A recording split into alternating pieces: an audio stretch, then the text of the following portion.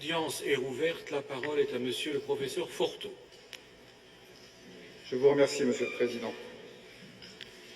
Monsieur le Président, Mesdames et Messieurs de la Cour, c'est un honneur renouvelé de me présenter à cette barre aujourd'hui.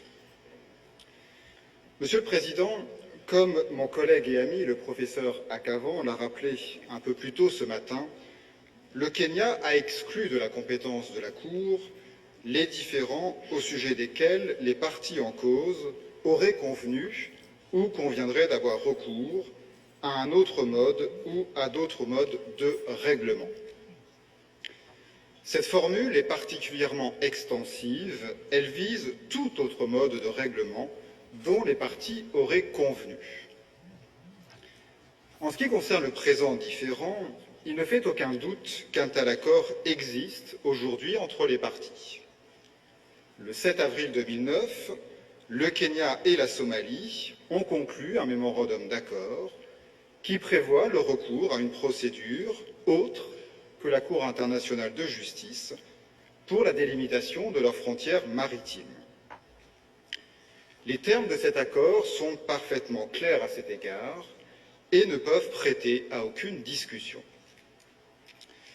Vous trouverez une copie de cet accord à l'onglet numéro 5 du dossier des juges. Cet accord s'articule en 3 parties qui sont agencées de manière parfaitement cohérente.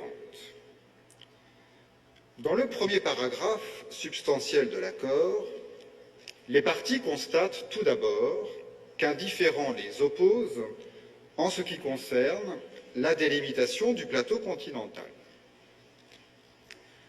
Dans les 3 paragraphes qui suivent, les parties prennent ensuite des engagements en ce qui concerne la délinéation. Les 2 parties s'y engagent à ne pas faire objection à ce que la commission des limites du plateau continental examine leurs demandes respectives. Dans le dernier de ces 3 paragraphes, les parties précisent notamment que les recommandations qu'adoptera la Commission seront sans préjudice de la délimitation future, donc postérieure aux dites recommandations, de leurs frontières maritimes. Enfin, dans le 5e et avant-dernier paragraphe de l'accord, celui qui intéresse directement la présente affaire, les parties contractent un engagement relatif non plus à la délinéation, mais cette fois-ci à la délimitation. Ce paragraphe dispose, et je cite le texte original de l'accord, que the delimitation of maritime boundaries in the areas under dispute, including the delimitation of the continental shelf beyond 200 nautical miles, shall be agreed between the 2 coastal states on the basis of international law after the Commission has concluded its examination of the separate submissions made by each of the 2 coastal states and made its recommendations to 2 coastal states concerning the establishment of the outer limits of the continental shelf beyond 200 nautical miles. Le sens du mémorandum d'accord de 2009 est par conséquent clair et net. Il prévoit, en ce qui concerne the areas au pluriel, under dispute, que la délimitation des frontières maritimes, toujours au pluriel, shall be agreed between the 2 coastal states. Cela signifie que les parties se sont engagées à procéder à la délimitation par le biais de négociations et non en faisant recours à une juridiction internationale. L'accord de 2009 précise par ailleurs que cette délimitation devra faire l'objet d'un accord seulement après que la Commission des limites du plateau continental aura achevé l'examen des communications de chacun des 2 États côtiers et après qu'elle aura formulé ses recommandations. Les parties n'ont donc pas entendu procéder aujourd'hui à cette délimitation par la voie judiciaire. Dans son exposé écrit, la Somalie a admis que negotiations are the most natural way for states to settle their maritime boundary disputes, et elle a par ailleurs reconnu que l'accord de 2009 constitue un agreement to negotiate. Je rappelle par ailleurs que cet accord de négocier est assorti d'une condition temporelle. Il faut attendre les recommandations de la Commission avant de finaliser les négociations. Il résulte ainsi tant de l'accord que de l'interprétation qu'en donne la Somalie que la compétence de la Cour, telle que délimitée par la déclaration du Kenya, est exclue en la présente affaire. La Somalie ajoute toutefois que les négociations ne sont pas le seul mode de règlement des différends en droit international. C'est vrai, mais là n'est pas la question. Le fait est qu'en concluant le mémorandum d'accord, le Kenya et la Somalie ont convenu de régler leurs différends par la voie de négociation et ont convenu que l'accord sur la délimitation interviendrait seulement après les recommandations de la Commission des limites. Les parties n'ont nullement convenu en revanche de demander maintenant à une juridiction internationale de procéder à cette délimitation à leur place. Reniant le principe pacta sunt servanda, la Somalie cherche aujourd'hui à priver l'accord de 2009 de tout effet juridique. Elle déploie à cette fin une double stratégie. La première stratégie consiste à déformer la position du Kenya et à déformer le texte de l'accord. Selon la Somalie, il ne serait pas possible de prétendre que les parties auraient décidé d'attendre les recommandations de la Commission avant de négocier leurs frontières maritimes, car il se trouve qu'elles auraient déjà entamé des négociations. Ni le mémorandum d'accord, ni le Kenya ne disent cependant que les parties sont empêchées de commencer dès maintenant les négociations. Ce que prévoit explicitement et clairement l'accord de 2009, c'est que la délimitation que les parties doivent négocier devra être agréée après les dites recommandations. Agréée et non pas décidée par une cour internationale. La deuxième stratégie déployée par la Somalie pour échapper aux termes clairs du mémorandum d'accord consiste à le réviser sous couvert d'interprétation, faisant fi du principe selon lequel la Cour ne peut pas réviser les traités. La Somalie affirme ainsi contre toute raison que l'avant-dernier paragraphe de l'accord de 2009 ne ferait que répéter les articles 74, paragraphe 1, et 83, paragraphe 1, de la Convention sur le droit de la mer, et n'aurait donc qu'une portée descriptive d'obligations préexistantes sans être créateur d'obligations nouvelles. Avec tout le respect que je dois à mes contradicteurs, Monsieur le Président, c'est là une interprétation parfaitement absurde. Les articles 74 et 83 de la Convention sur le droit de la mer énoncent que la délimitation est effectuée par voie d'accord, conformément au droit international, afin d'aboutir à une solution équitable. Nulle mention n'y est faite de la commission des limites. L'accord de 2009 prévoit quant à lui que la délimitation shall be agreed par les parties after les recommandations de la commission des limites. Cette formulation ne laisse pas de doute quant au fait que l'on est bien en présence ici, d'une part, d'un accord créateur d'obligations précises, d'autre part, d'un accord instituant une procédure particulière qui va au-delà de ce que prévoient les articles 74 et 83 de la Convention de Montego Bay. Dans ces circonstances, il est plutôt surprenant de lire sous la plume somalienne que l'exception préliminaire du Kenya ne reposerait sur aucune base textuelle. Il se trouve que le texte de l'accord de 2009 est dénué de toute ambiguïté.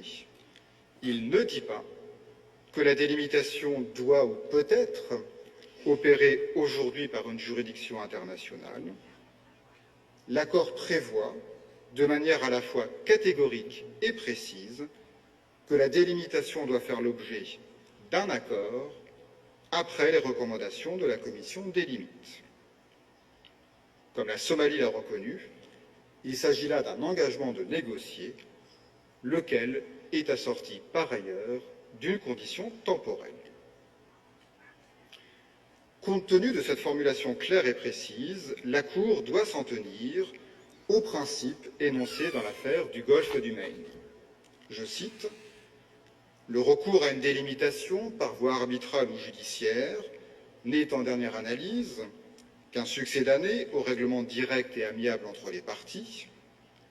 En conséquence, je poursuis la citation, lorsque les parties ont choisi de se réserver pour une éventuelle négociation directe aux fins d'un accord la détermination du tracé de la ligne de délimitation, la Cour doit donner effet à cet accord, à défaut de quoi elle dépasserait sa compétence.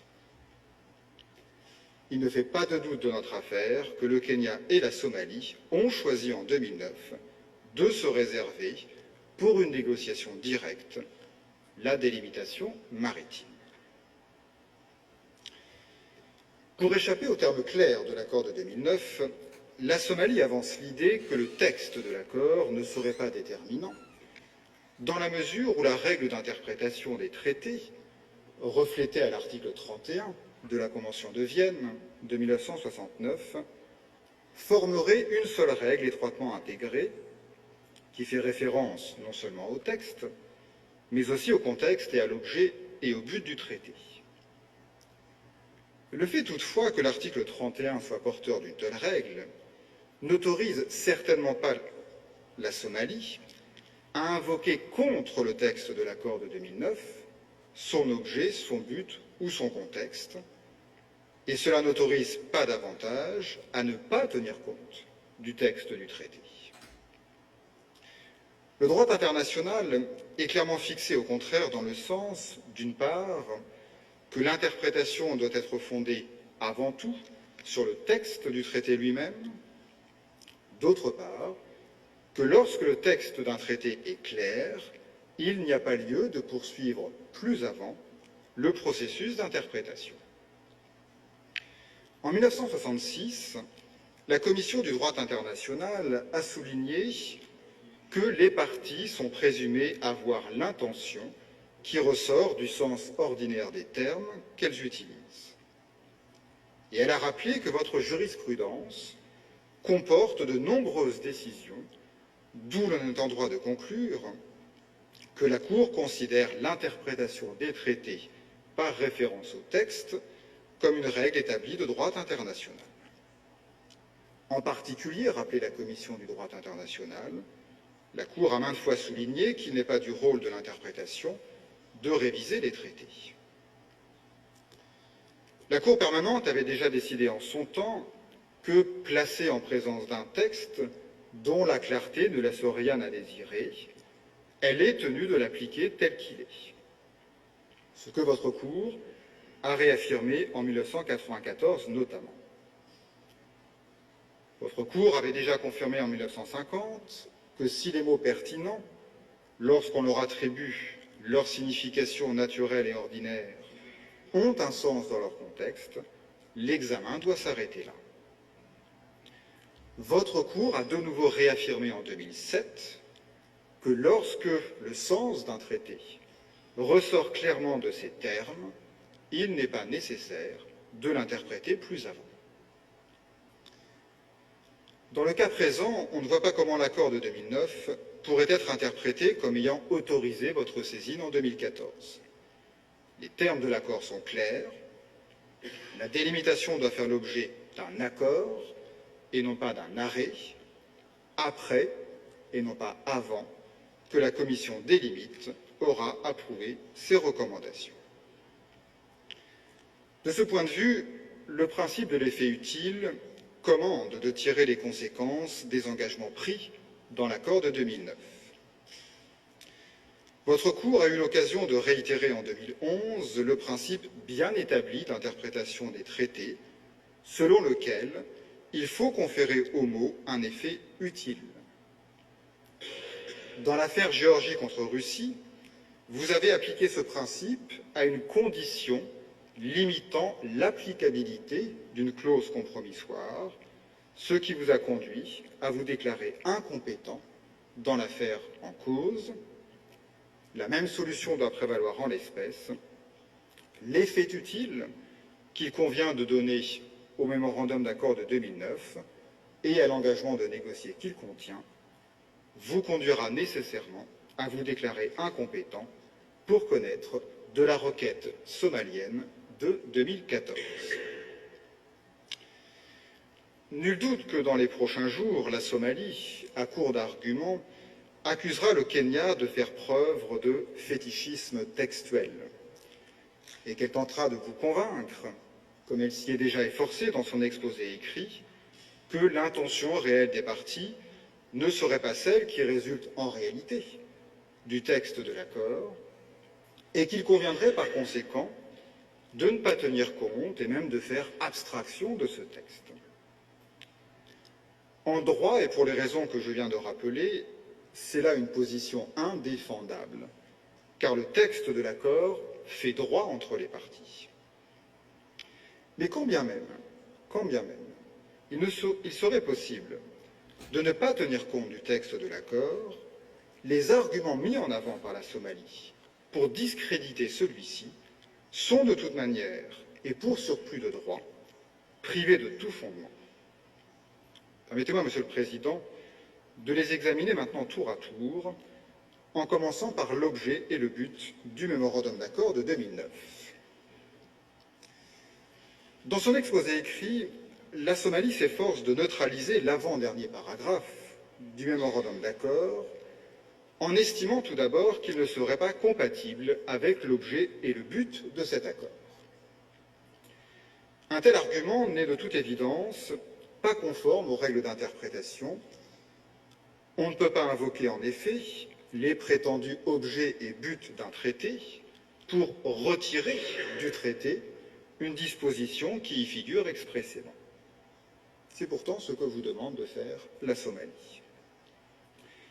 La Somalie prétend à cet effet, et en premier lieu, que l'objet et le but de l'accord de 2009 seraient exclusivement relatifs à la délinéation et plus précisément à la non-objection de chaque partie à l'examen par la commission des limites des demandes de l'autre partie, ce que reflèterait l'intitulé du mémorandum d'accord. La Somalie prétend en déduire que l'accord de 2009 aurait donc nothing to do with the delimitation of any aspect of the parties' maritime boundary. Voilà un argument pour le moins surprenant. Il ne suffit pas d'invoquer en effet l'objet et le but d'un traité pour se débarrasser, comme le fait la Somalie, d'une clause qui figure dans le traité. Par définition, l'objet et le but d'un traité est quelque chose de plus restreint que l'ensemble des dispositions du traité, faute de quoi toute réserve à un traité serait par définition illicite. En l'espèce, quel que soit l'objet ou le but du traité ou son intitulé, il n'en demeure pas moins que l'accord de 2009 contient une disposition consacrée à la délimitation à laquelle il faut par conséquent donner effet. La Somalie affirme en second lieu que quand bien même l'accord de 2009 porterait aussi sur la délimitation, il ne concernerait toutefois que le plateau continental au-delà de 200 000 marins et que par conséquent, il ne s'appliquerait pas, à tout le moins, aux autres espaces maritimes. Cette affirmation entre de nouveau en collision frontale avec le texte de l'accord qui vise expressément « the delimitation of maritime boundaries » au pluriel, « in the areas » de nouveau au pluriel, « under dispute », avant de préciser « including », donc entre autres, et pas exclusivement, « the delimitation of the continental shelf beyond 200 nautical miles. L'accord de 2009 s'applique à ce titre à l'ensemble des espaces maritimes et pas seulement au plateau continental au-delà de 200 000 marins. Je précise d'ailleurs à ce titre que la Somalie sollicite de la Cour le tracé d'une ligne unique de délimitation couvrant tous les espaces maritimes. Or, en application du principe rappelé dans l'affaire Qatar-Bahreïn, chaque segment d'une ligne unique de délimitation doit être tracé en tenant compte du fait qu'il s'agit de tracer une limite maritime unique qui soit valable aussi à d'autres fins. Toute ligne unique de délimitation est constituée de ce fait d'une somme de délimitations indivisibles et interdépendantes, ou pour reprendre les termes de votre cours, elle constitue une délimitation polyvalente. Dans ces conditions, la délimitation maritime globale dépend de la délimitation du plateau continental. Dès lors, en admettant, comme le soutient la Somalie, que l'accord de 2009 ne porterait que sur la délimitation du plateau continental, quod non, cela ne changerait strictement rien au fait que cet accord produirait tout de même un effet sur l'ensemble de la délimitation maritime. Quoi qu'il en soit, il se trouve que, contrairement à ce qu'affirme la Somalie, l'accord de 2009 ne se limite pas au plateau continental. Il vise explicitement dans le paragraphe consacré à la délimitation les areas under dispute et les maritime boundaries. L'usage de ce double pluriel est dénué de toute ambiguïté, en particulier quand on sait avec quel soin l'accord a été rédigé et approuvé, comme cela a été rappelé un peu plus tôt ce matin. Ce double pluriel signifie que l'ensemble de la délimitation maritime est concerné par l'avant-dernier paragraphe de l'accord de 2009. Certes, on pourrait s'interroger sur les raisons pour lesquelles les parties ont fait usage de ces expressions générales, areas under dispute, maritime boundaries, plutôt que d'employer les expressions plus techniques de mer territoriale, zone économique exclusive et plateau continental. On trouvera un élément de réponse dans le fait que lorsque l'accord de 2009 a été préparé et adopté, les revendications somaliennes étaient affectées d'une grande confusion technique et juridique, puisqu'elles semblaient assimiler mer territoriale et zone économique exclusive. Depuis la loi somalienne de 1972 sur la mer territoriale, en effet, qui était encore en vigueur en 2009, la Somalie revendiquait une mer territoriale non pas de 12, mais de 200 000 marins. Cette revendication ne reposait bien entendu sur aucun fondement juridique, comme la Norvège eut l'occasion de le relever dans une lettre d'août 2011. La Somalie affirme en troisième lieu que si l'on devait admettre que l'accord de 2009 concerne la délimitation, cet accord serait alors entièrement illogique, car il serait absurde de procéder à la délinéation avant la délimitation. De nouveau, ceci n'est pas un argument. On ne peut pas rayer d'un trait de plume une disposition d'un accord au simple prétexte qu'elle serait illogique. Et de toute manière, il n'y a absolument rien d'illogique dans le fait de conditionner la délimitation à la délinéation préalable. Le Kenya prend certes note de l'arrêt rendu par votre cour le 17 mars dernier.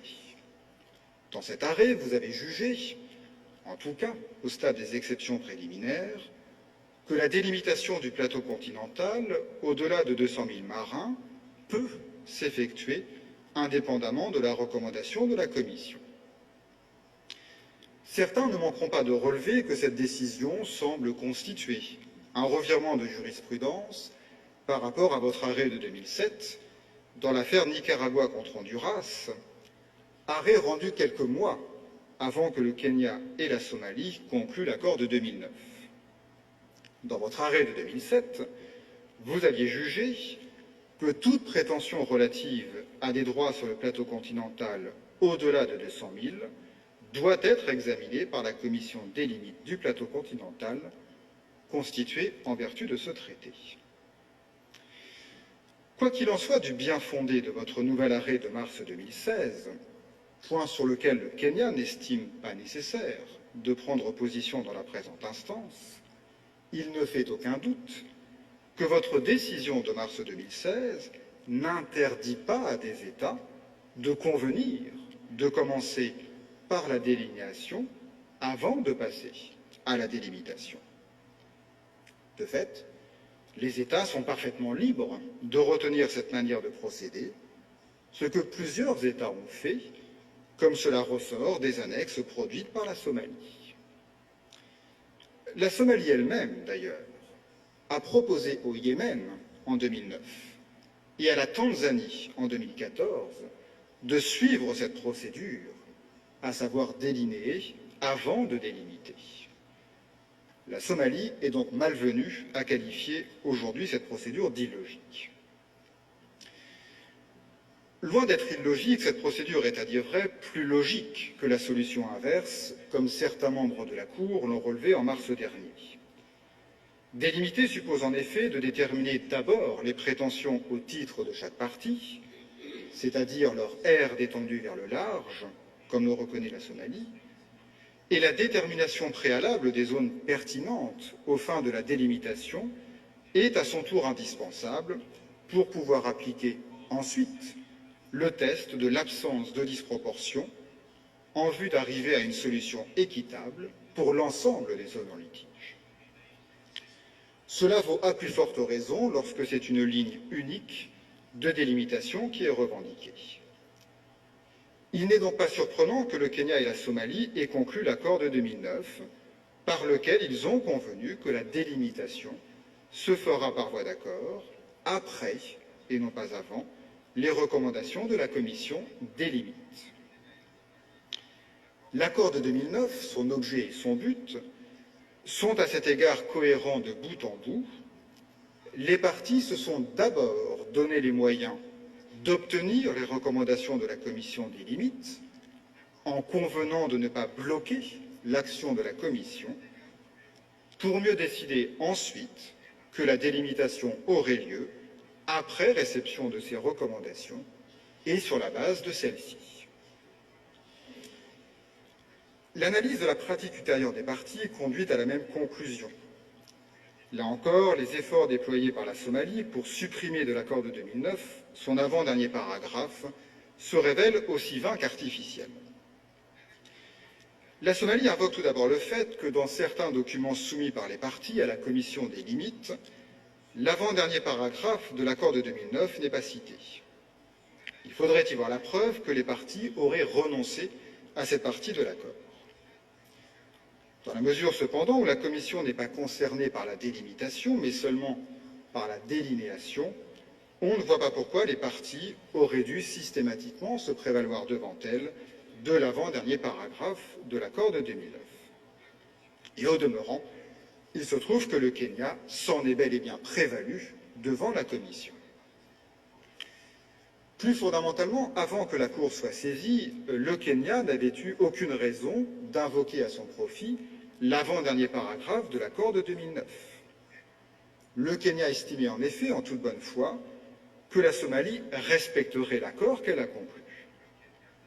Dans la lettre envoyée par la Somalie au Kenya, 48 heures seulement avant la saisine de votre Cour, la Somalie avait d'ailleurs rappelé son accord à la poursuite des négociations, sans informer du tout le Kenya de son intention de saisir la Cour dans les quelques heures qui allaient suivre. Ce n'est qu'à partir du moment où la Somalie a violé l'avant-dernier paragraphe de l'accord de 2009 en vous saisissant, que le Kenya a dû se prévaloir de la procédure agréée dans cet accord, ce qu'il a fait en soumettant une exception préliminaire. La Somalie affirme ensuite, en s'appuyant à cet effet sur un document interne somalien, qu'en 2014, le Kenya aurait lui-même soulevé la possibilité de soumettre le différend à l'arbitrage.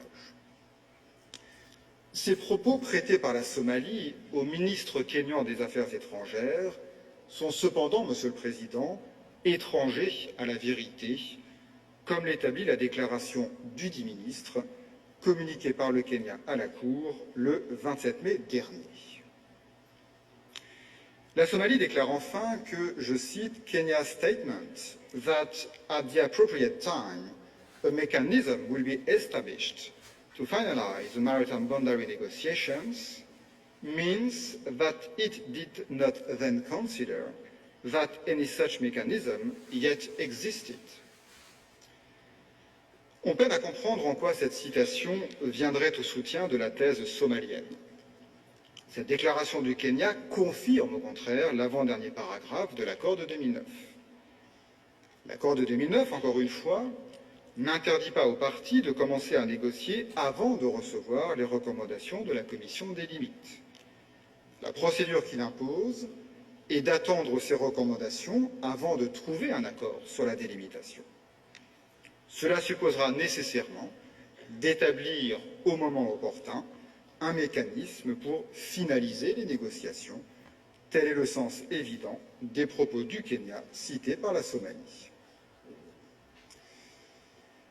Pour en terminer avec la pratique ultérieure des parties et l'argument de la Somalie selon lequel les parties auraient prétendument renoncé à l'avant-dernier paragraphe de l'accord de 2009, je relèverai en tout état de cause que la Somalie néglige de citer plusieurs documents dont les références figurent en note de bas de page de ma plaidoirie, qui attestent qu'après la conclusion de l'accord de 2009, les deux parties ont expressément invoqué à plusieurs reprises la procédure agréée dans son avant-dernier paragraphe. J'en viens enfin, Monsieur le Président, Mesdames et Messieurs de la Cour, au contexte de conclusion de l'accord de 2009, contexte que la Somalie sollicite à nouveau abusivement afin d'effacer l'avant-dernier paragraphe de l'accord. Je rappellerai d'abord sur ce point que selon vos propres termes, je cite, « Il est généralement reconnu que l'examen des circonstances dans lesquelles un traité est conclu ne constitue pas autre chose qu'un moyen complémentaire d'interprétation auquel on a recours seulement lorsque le sens du texte est ambigu ou obscur, ou lorsque l'interprétation conduirait manifestement à un résultat absurde ou déraisonnable.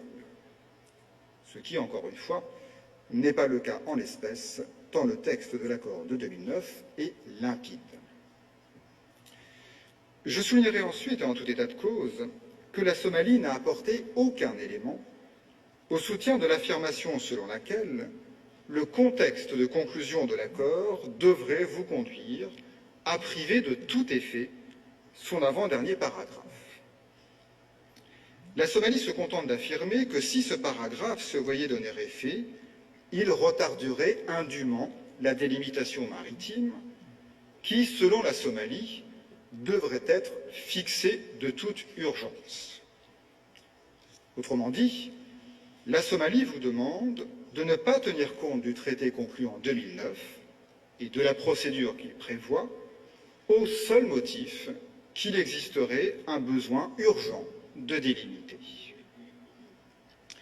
Cela constitue une nouvelle fois un argument dénué de tout fondement en droit. Un besoin, quelle qu'en soit l'urgence, ne peut pas priver d'effet un traité en vigueur. Mais l'argument est également privé de tout fondement sur le terrain des faits. L'examen attentif des circonstances de conclusion de l'accord de 2009 montre en effet que lorsque cet accord a été conclu, la délimitation maritime n'était absolument pas une priorité pour la Somalie. Bien au contraire, et de son propre aveu, la Somalie n'était pas prête et n'était pas disposée en 2009 à entrer en négociation sur la délimitation maritime. Ceci était vrai en 2009, ce l'était encore 4 ans plus tard, en juin 2013, date à laquelle la Somalie réitéra qu'elle estimait avoir droit à une mer territoriale de 200 000 marins et annonça officiellement, comme une brutale fin de non-recevoir, qu'elle n'estimait pas opportun d'ouvrir avec qui que ce soit des discussions sur la délimitation maritime. La Somalie est-elle bien crédible dans ces circonstances à affirmer que lorsqu'elle vous a saisi un an plus tard seulement, en août 2014, il existait désormais une extrême urgence à délimiter par la voie judiciaire? Si les circonstances de conclusion de l'accord de 2009 révèlent quelque chose, c'est que la Somalie était, de son propre aveu, en 2009 et toujours en 2013, dans un processus fragile de rétablissement des structures étatiques et qu'elle n'était ni en mesure, ni même désireuse, de procéder alors à la délimitation maritime. Ce contexte donne tout son sens à l'accord de 2009. En 2009, les parties considéraient qu'il n'y avait pas d'urgence à délimiter, tout au contraire. En revanche, le délai était sur le point d'expirer pour la soumission des demandes à la Commission des limites du plateau continental. Cela explique que les parties se soient entendues pour donner la priorité à la délinéation et pour attendre celle-ci avant de procéder à la délimitation. C'est ce que stipule clairement, encore une fois, l'avant-dernier paragraphe de l'accord de 2009. En conclusion, Monsieur le Président, Mesdames et Messieurs de la Cour, il ne fait aucun doute que vous n'avez pas compétence sur la présente affaire. En avril 2009, le Kenya et la Somalie ont conclu un accord dont l'avant-dernier paragraphe stipule avec clarté que la délimitation des frontières maritimes dans les zones en litige se fera par voie d'accord après que la Commission des limites du plateau continental aura adressé ses recommandations aux deux États. Dans la mesure où un jugement de la Cour n'est pas un accord, et dans la mesure où après ne veut pas dire avant, il est manifeste qu'il existe un accord par lequel les parties ont convenu de recourir à un mode de règlement autre que la Cour internationale de justice. La conclusion s'impose donc d'elle-même. La Cour n'a pas compétence pour connaître de la requête introductive d'instance déposée par la Somalie en août 2014. Monsieur le Président, Mesdames et Messieurs les juges, je vous remercie très vivement de votre attention et je vous serai reconnaissant, Monsieur le Président, de bien vouloir donner la parole maintenant à son Excellence, Madame Makena. Je vous remercie. Merci, Monsieur le Professeur. Je donne la parole à son Excellence, Madame l'ambassadrice Makena Mukiri.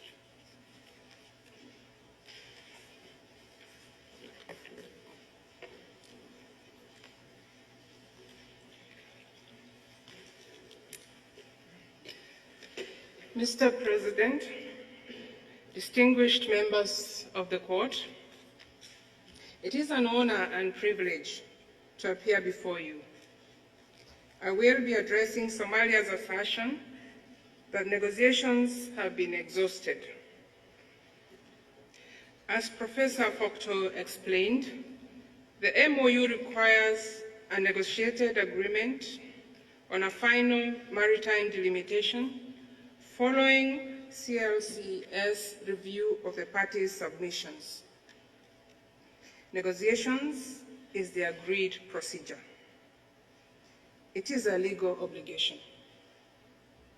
Somalia claims that negotiations are futile. This argument misses the point.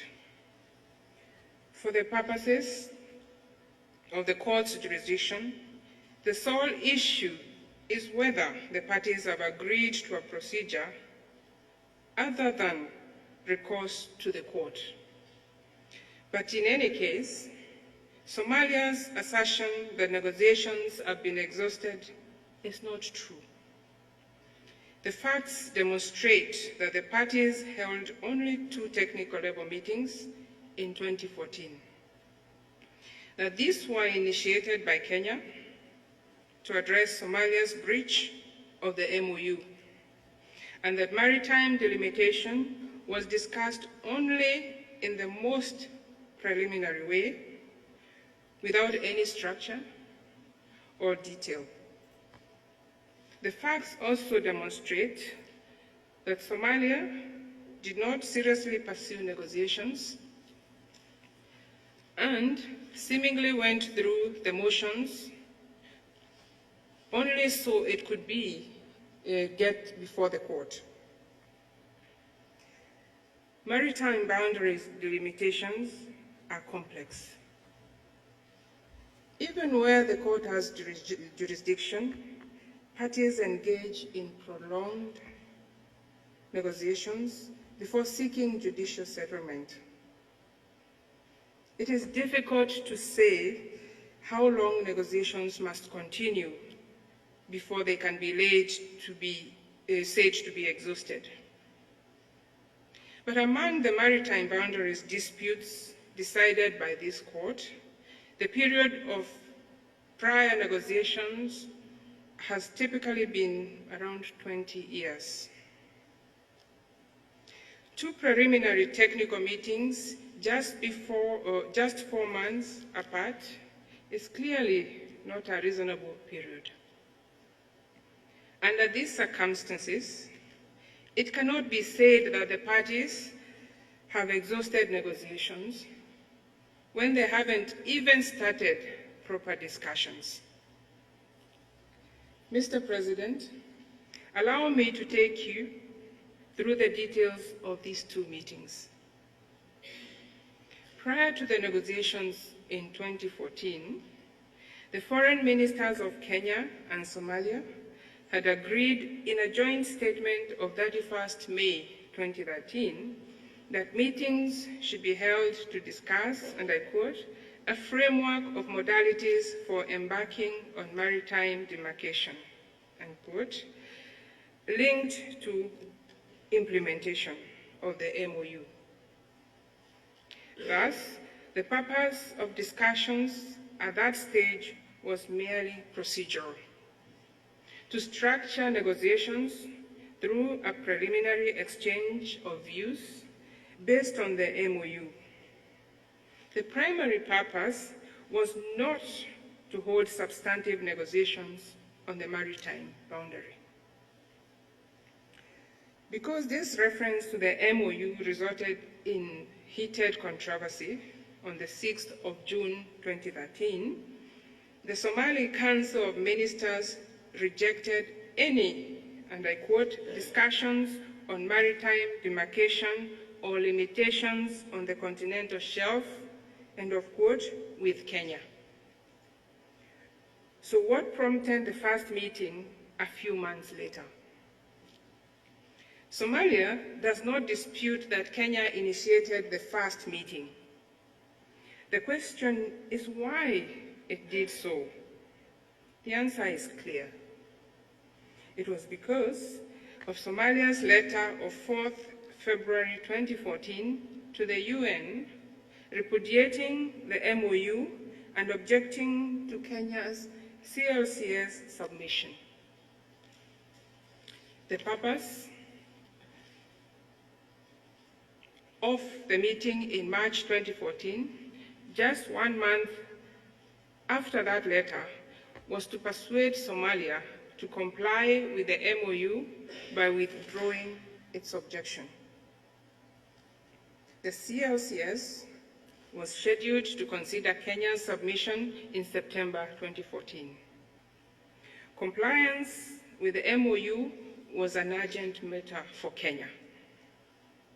Somalia claims there is no evidence that the meeting was for the purposes of discussing the MOU. Should there be any doubt, Kenya has submitted evidence of an internal contemporaneous letter dated 12th February 2014 from the head of the Legal and Host Country Affairs Directorate of the Kenya Ministry for Foreign Affairs addressed to the Cabinet Secretary. That document may be found at tab number 11 of your judge's folder. This letter is dated just a week after Somalia's objection. It states that although the parties granted each other a and I quote, no objection, quote, under the MOU, Somalia has written to the United Nations Secretary General, formally objecting to consideration of Kenya's submission by the Commission. The letter concludes, and I quote, it is therefore imperative that diplomatic and bilateral consultations be initiated at the highest level of government as soon as possible to resolve the situation, to ensure that the submissions are considered in 2014 without undue delay, end of quote. It is clear that Kenya initiated the meeting to discuss the MOU. Mr. President, the parties agreed on 21st March 2014 that the meetings would only be at the technical level. It may be recalled that Somalia had refused to negotiate at all. Thus, this first meeting was in the nature of a confidence-building process. This meeting was held a few days later on 26th and 27th March 2014. Consistent with its primary concern, Kenya proposed an agenda that prioritized discussion of the MOU. The record of that first meeting is clear. Somalia refused to even discuss the MOU.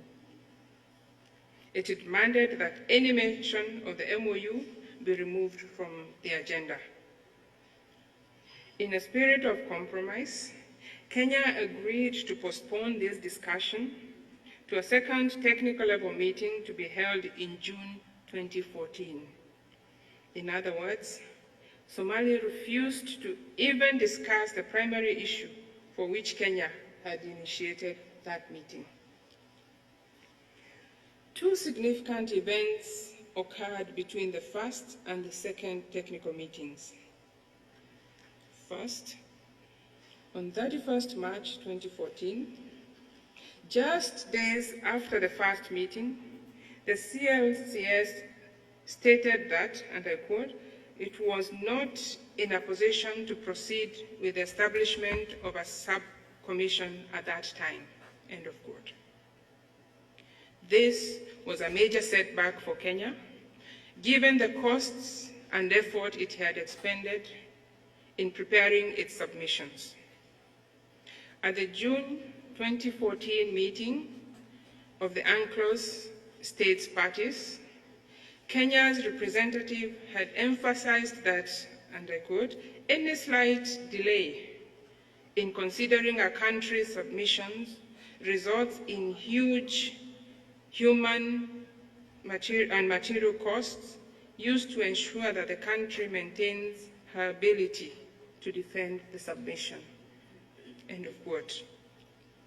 Second, on 21st July 2014, Somalia made its own submission to the CLCS at the very session in which it blocked consideration of Kenya's submission. Kenya responded by holding a second meeting to encourage Somalia's compliance with the no objection agreement under the MOU. Mr. President, this second meeting took place on 28th and 29th July 2014, just 4 months after the first meeting. It may be recalled that Somalia requested Kenya's internal contemporaneous record of this meeting, which Kenya has provided.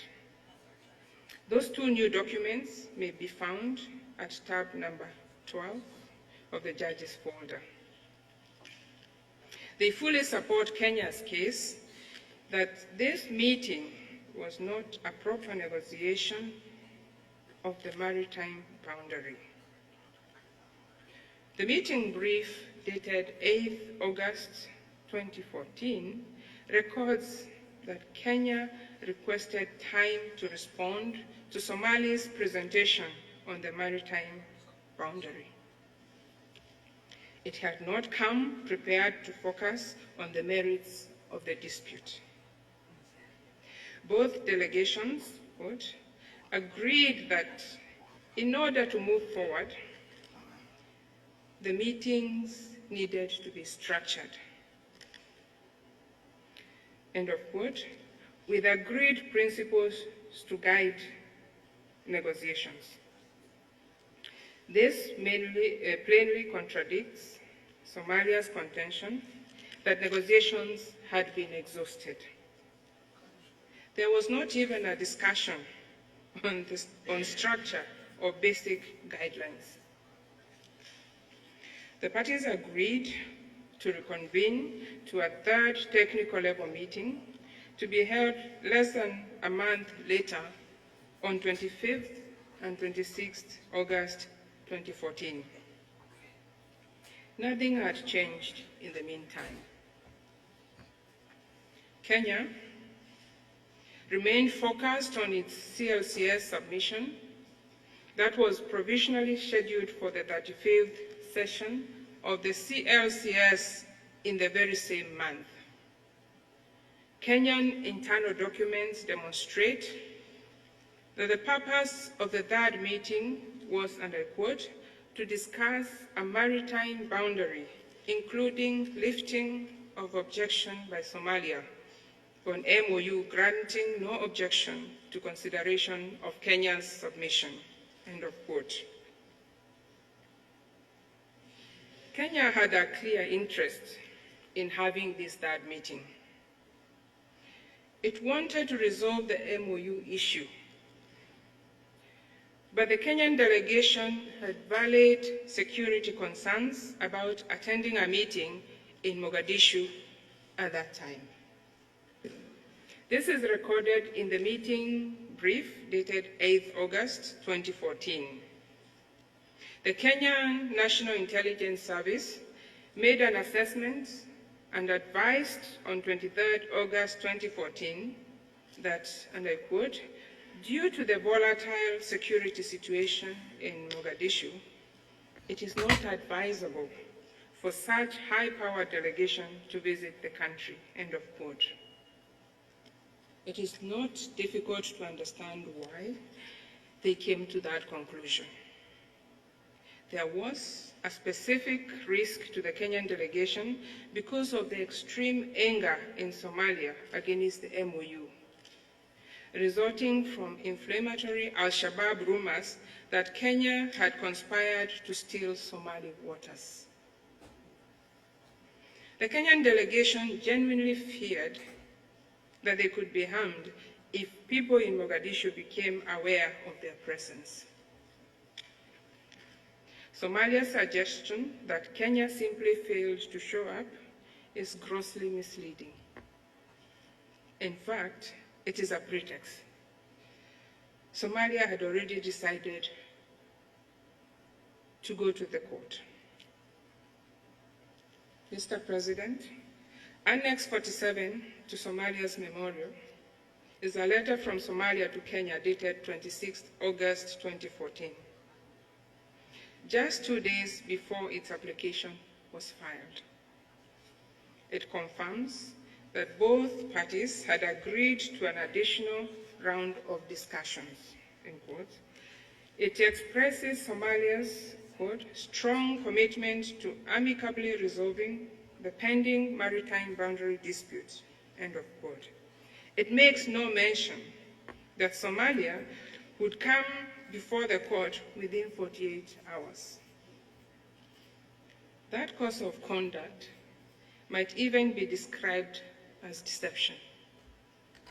It is certainly not a commitment to negotiate in good faith. It is reasonable to conclude that Somalia had been preparing for this case well in advance of filing its application on 28 August 2014. It is reasonable to conclude that it was simply going through the motions of appearing to negotiate. While it refused to discuss the legal validity of the MOU or the withdrawal of its CLCS objection. Mr. President, I must also draw attention to Somalia's assertion that the second meeting in July 2014, the Kenyan foreign minister stated if no agreement would be reached, the parties might resort to international arbitration. Somalia makes much of this alleged statement as if it constitutes Kenya's consent to arbitration. The alleged statement is set out in a report to the file found in Somalia's Annex 4. It is dated 5th August 2014, just a few days before the filing of the application. Its co-author is Somalia's co-agent in this case. It is curious that an internal note for the file for the Somali government is drafted in English rather than Somali. What is troubling, however, is that the Kenyan foreign minister, in fact, never made such a statement. Kenya has submitted as new evidence a statement by the Honorable Minister, Dr. Amina Mohamed, and she states as follows, and I quote, "I did not even make the statement that is attributed to me in that report to the file," end of quote, which is at tab number 13. In regard to this statement, Somalia requested Kenya's internal contemporaneous record of that meeting. That record, at tab 12, makes no mention whatsoever of arbitration. Mr. President, it is against this background that Somalia claims, and I quote, "Deadlock has been reached," unquote, "and the negotiations, quote, have proven futile," end of quote. But the record shows that these were not meaningful negotiations. This court has clarified that the parties, and I will quote again, not merely to go through a formal process of negotiation. They are under an obligation so to conduct themselves that the negotiations are meaningful. End of quote. In fact, it is difficult to think of any maritime delimitation that was resolved in just 4 months, let alone a complex delimitation that requires sensitive bilateral negotiations on serious political and security concerns. Mr. President, the facts are clear. Somalia refused to discuss the MOU. It refused to withdraw its objection. It insisted upon its equidistant position. It litigated its case. It rushed through a formal process to get before the court. And it did so during a fragile transitional period when hundreds of Kenyan soldiers and civilians were being killed because of Al-Shabaab terrorist attacks. It did so at a time when Al-Shabaab was infiltrating Kenya from the sea through the same disputed maritime areas over which Kenya had exercised and contested jurisdiction for many years. Under these circumstances, it cannot be said that the parties ever entered into proper negotiations, let alone exhausted them. Mr. President, the art of compromise requires time. It cannot begin and end with the position that, unquote, what is mine, and what is yours is negotiable, end of quote. When reason prevails, the parties cannot agree, what the parties cannot agree to today, they may agree tomorrow. That is especially true given the evolving situation in Somalia. Mr. President and members of the field, that concludes my presentation. I would now ask that you call Professor Boyle to the podium. Je vous remercie, Excellence. Je donne la parole à Monsieur le Professeur Boyle.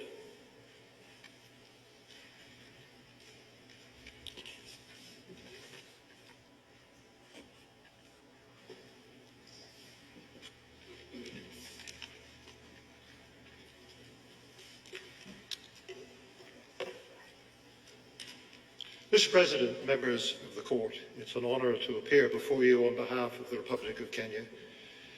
My colleagues have argued that the 2009 Memorandum of Understanding envisages a procedure for settling this dispute that is within the terms of the reservation to Kenya's Article 36(2) declaration.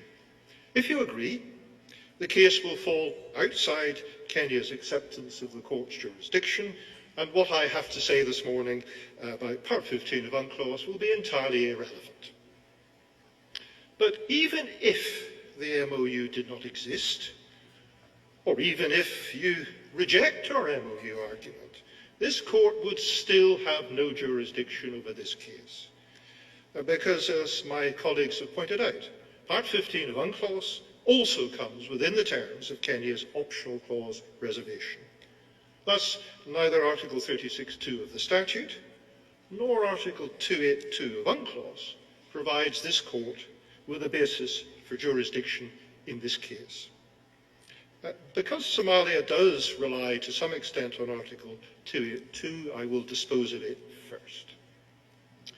Somalia has brought its case under Article 36(2) of the statute, and it's therefore Kenya's optional clause declaration, not Part 15 of UNCLOS, that determines whether this Court has jurisdiction. Somalia's written statement accepts that, and I quote, Part 15 sets out the principles and the procedures applicable to dispute settlement under this convention. As I will explain in a few moments' time, Part 15 is therefore an agreed procedure for settling UNCLOS disputes. But Somalia goes on to argue that under Article 282, and I quote, the agreement to submit disputes to the Court that results from the parties matching declarations under Article 36(2) of the statute has priority over the procedures established in Part 15 of UNCLOS. Well, that's why I have to deal first with Article 282. But there is a fatal flaw in Somalia's Article 282 argument. There is, in fact, no matching of the declarations made by Kenya and Somalia under Article 36(2). There is thus no agreement to submit UNCLOS disputes to this Court within the terms of that article. As you will recall, Kenya's optional clause declaration provides that the Court shall not have jurisdiction over disputes in regard to which the parties to the dispute have agreed or shall agree to have recourse to some other method or methods of settlement. And we would say that Part 15 of UNCLOS manifestly provides agreed methods for the settlement of maritime boundary disputes, and it thus necessarily, within the terms of the reservation, excludes the Court's jurisdiction under the optional clause.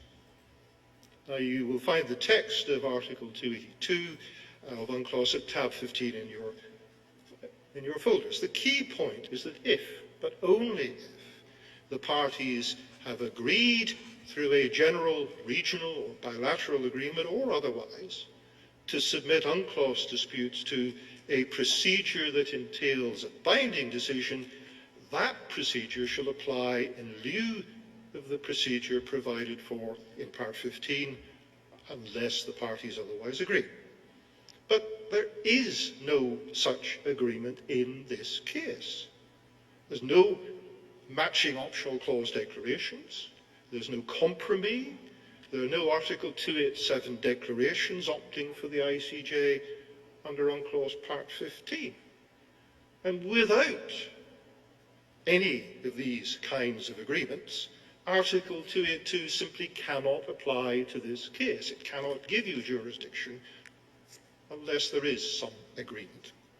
It might be helpful to refer the court to the only case in which Article 282 has been considered and has conferred jurisdiction on another non-UNCLOS tribunal, and that was in the Mox Plant case, where the European Court of Justice concluded that as a matter of European Union law, that court had exclusive jurisdiction over an UNCLOS dispute between two EU member states.